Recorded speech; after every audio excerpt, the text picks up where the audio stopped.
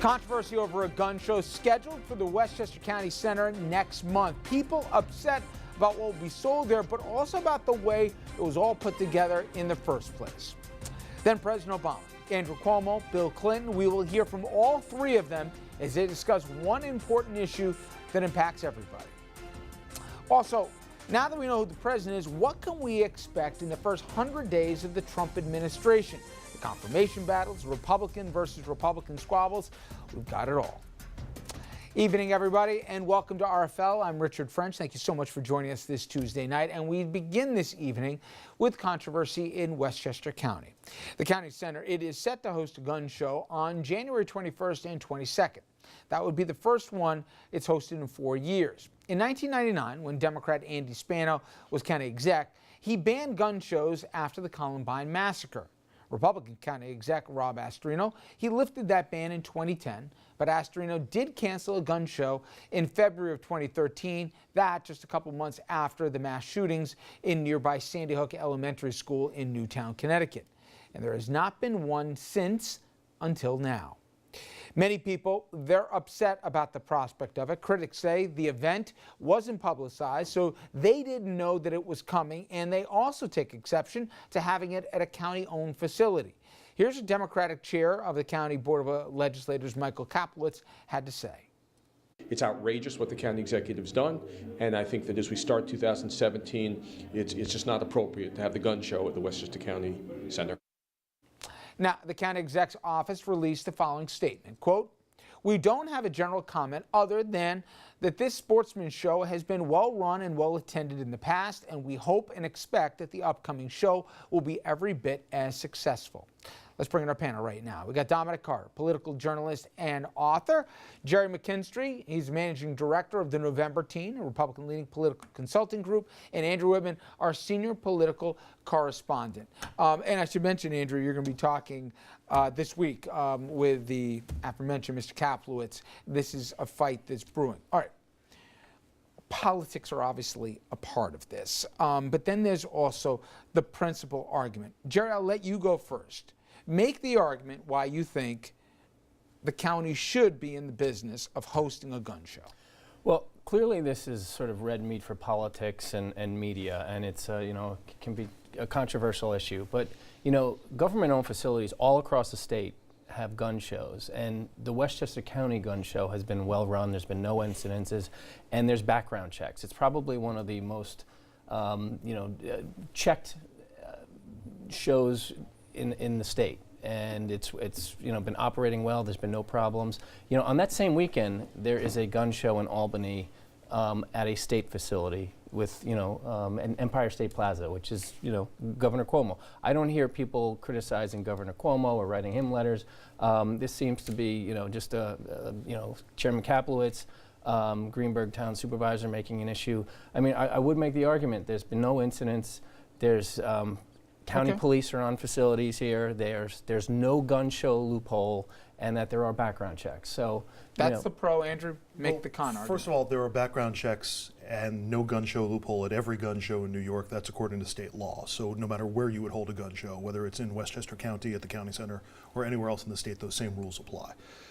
The other thing that's of issue here is that this had been the center of a fairly contentious bit of legislation that had gone back 4 years ago, right around the time of that last gun show that was canceled. There were resolutions, and I think there was a bill that was worked through the county legislature that would have banned it or blocked it or condemned it.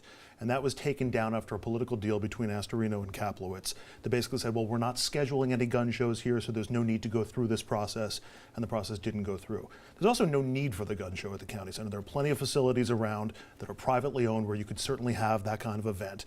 This really does seem to be about politics, and particularly about Mr. Astorino's ambitions statewide, as he's going to make a run for governor in 2018.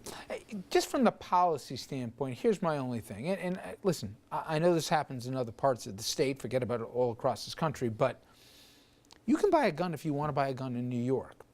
Should the county be in the business of using county facilities? And by the way, they're not making a ton. I think it's 20 grand, 23 grand that they're getting from, and then they get part of the gate, okay? Should the county be making a buck off the sale of guns and also at the same time using county facilities for it. Law's the land, but should the county be in that business? That's a good question, and it's a fair question, Rich. I mean, I would also ask this question: should the county be in the amusement park business? Should the county be in the golf business? Different though. There's a difference buying golf clubs and buying a rifle. Should the county, be hosting circuses at the county center? I mean, this is a. But there's a distinction with the difference. I do, but it's the county center. They've got to book it all year long, and they've got to, cover their costs, make some money. I think they're estimated they'll make $40,000 on this show. It's apparently a popular show. I mean, when I talk to people over at the county office, they're encouraging, people who support, people to go attend it, even if they're not going to buy a gun, because there's other things that are being offered, historical artifacts and that sort of thing. I mean, I think it's a fair question. But if that was really the focus of this, then why was this scheduled without any notification? Why wasn't it put up on the county's website or the county? On the county website. Because the social media guy was out last week? It was out last week, but it's been on the calendar, and it's been on the county center. Yet nobody Jerry, noticed the most anything compelling scheduling question that Andrew brings up, though, is this came up when they all left. Okay, this is kind of, and we see this in state budgets, we see this when there's 11th hour deals. This was in the dead of night when they pushed this thing. And the reason capitalists, who's got his own political ambitions, okay, we'll get into that in a second. But the reason he's saying is, I found out when the local paper called me to let me know what my reaction was out of this. And the paper found out because somebody walked past the actual county center and saw the sign. Yeah. That was the first indication that anybody had. But to your point, I mean, they're not hiding it. I mean, they're advertising it right there in the public view. It's not, I disagree with your point that they're hiding this and they're trying to sneak it through. We may find this thing's going to be overturned if you believe the capitalists, where Andrew, like I said, is going to be having an interview with later in the week. We'll find out. But let's talk, Dom, about the competing political ambitions. You've got Astorino, who's running for re-election and obviously has his eye on, again, trying to be governor of New York. Second time, maybe be the charm. And he's got to appeal, I would think, to the upstate Republicans. Conversely, you've got local politicians, Democrats in the county, who'd like to have his job, and they see this as an issue as well. Give some of the political mechanics going on at the same time. Well, you did an excellent job, Richard, of laying it out exactly where the politics fall. I just want to say this personally. I'm personally opposed to guns, but people have a right. So are we supposed to overlook their right? And I agree with Jerry's point, because I was in shock 2 nights ago when I drove past in the middle of the night and I saw a sign outside the county center that said gun show. So if you're Astorino, and why didn't they publicize this? Well, would you publicize it knowing that all the critics want to jump up and scream and make noise? But my same point to Jerry is, I'm not trying to change the gun laws of the gun laws in the state of New York. Right. And we all saw what happened in the aftermath. There was a whole fight in Albany as to where the line should start and stop, SAFE Act and all the rest.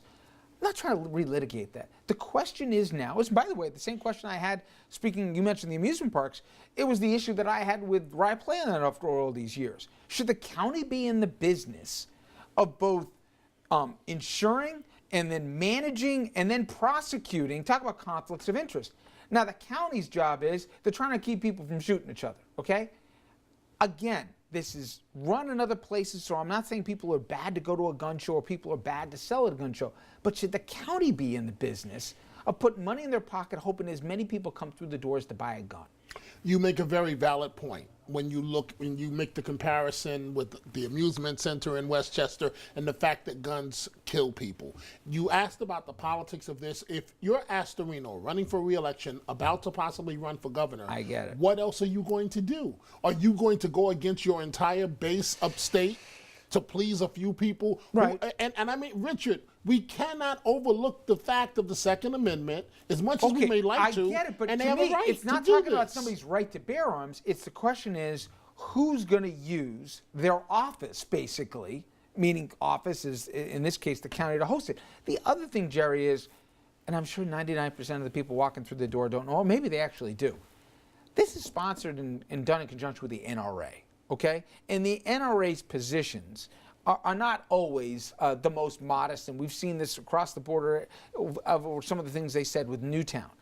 Again, I get the politics of it, but from a county standpoint, I would bet you this is not overly popular. Maybe with the attendees it is, but county-wide, you know, going shoulder to shoulder with the NRA in the county of Westchester. I'm not sure that's popular. Well, you know, I mean, that's sort of a calculation you have to make, and that's a decision I think the county executive has to make. Is this worth it? That's a question I would ask.